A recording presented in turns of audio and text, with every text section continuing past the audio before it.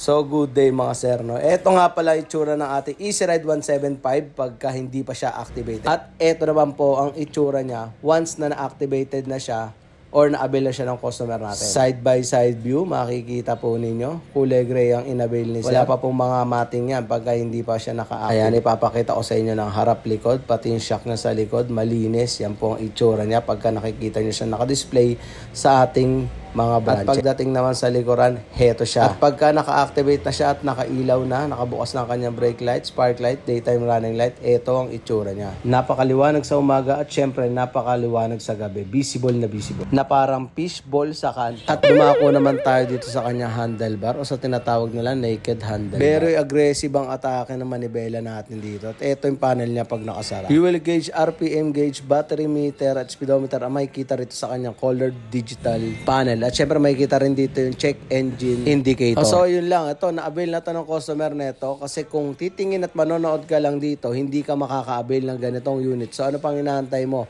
Pumunta ka na sa pinakamalapit na Motorstar o mag-PM ka na sa mga page ng Motorstar. At follow nyo na rin ako sa aking YouTube account, TikTok account at FB page para sa mga updated dito sa Motorstar. So yun lang, bye-bye.